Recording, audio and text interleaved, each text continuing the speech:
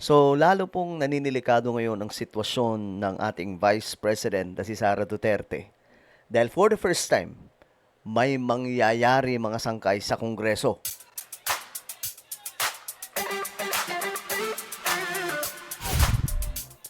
So, putok na putok ngayon sa balitaan mga sangkay itong ganap kay Vice President Sara Duterte pagdating po sa impeachment case ni Sara.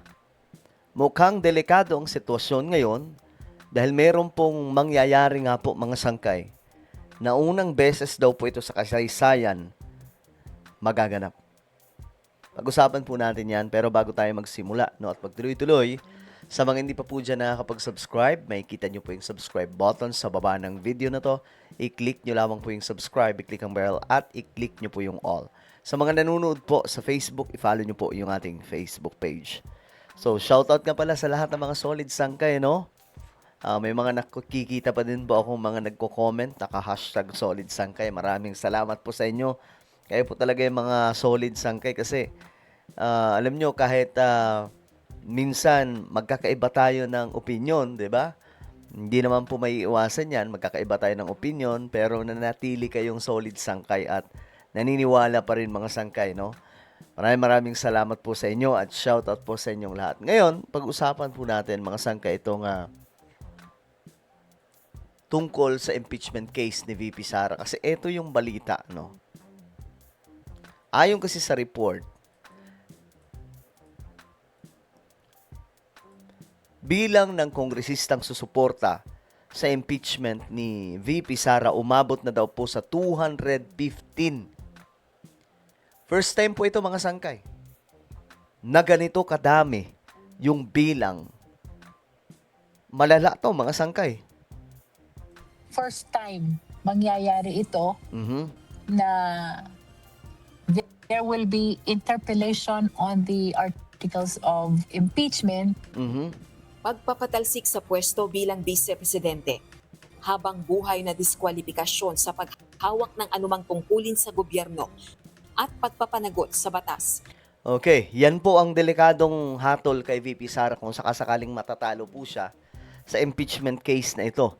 Ayan, imposing upon respondent Vice President Sara Duterte the penalty of removal from office as Vice President of the Republic of the Philippines and perpetual disqualification from holding any office under the Republic of the Philippines, and declaring that respondent Vice President Sara Duterte shall further be liable to prosecution, trial, and punishment according to law. So, yun po magiging kaparusahan ni VP Sara.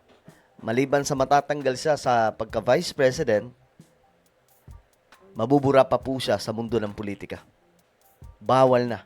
Mga sangkay, hindi na po siya pwedeng tumakbo sa kahit na anong posisyon. Kasunod ng isang paglilitis ng Senado bilang isang impeachment court. Yan ang prayer na nakasaad sa House Committee Report number 261 kung saan nakapaloob ang House Resolution number 989 na nagtatakda ng articles of impeachment laban kay Vice President Sara Duterte. Ipinamahagi na ang kopya ng ulat at resolusyon sa lahat ng miyembro ng House of Representatives. Nakalagay din sa dokumento ang mga detalye sa ginawang impeachment process ng House Justice Panel. Kabilang na ang ilang pagdinig kung saan pumarap ang mahigit 20 resource persons, gayon din ang mga ipresentang ebidensya at testimonya. Sa conclusion at rekomendasyon ng House Panel sa committee report nito, nakasaad na may probable cause para i-impeach si VP Duterte dahil sa matinding paglabag sa konstitusyon, pagsira sa tiwala ng publiko, panunuhol, graft and corruption at iba pang high crimes. Grabe, ang titindi po ng no? Ang titindi ng ibinato sa kanya, mga sangkay.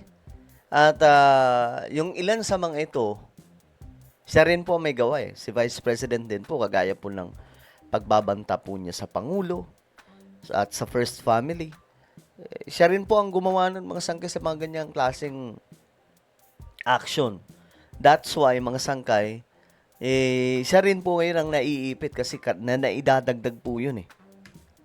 4 ang articles of impeachment laban kay VP Duterte bunsod ng maling paggamit ng confidential funds, hindi maipaliwanag na yaman, panunuhol at graft and corruption, Grabe. at matinding pagbabanta sa buhay ng presidente.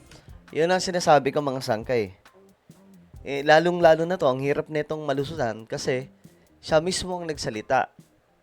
Galing po mismo sa kanyang bibig. Kaya ang hirap po nitong, kumbaga, depensahan. No? Mahirap ang depensa nila dito, lalo na mayroon pong video recording na hawak po bilang ebidensya mga sangkay, pambihira. First Lady at dating House Speaker.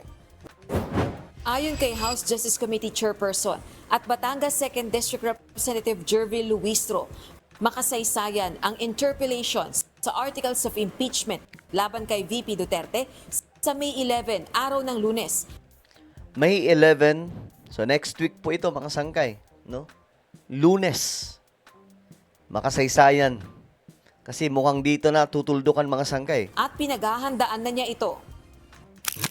The reason why it is historic, unprecedented, first time, no, is because this is an offshoot of the Supreme Court decision in the Duterte versus House of Representatives case, which pertains to the first impeachment complaint filed back in the 19th Congress. In other words, and of course, I am ready for interpellation.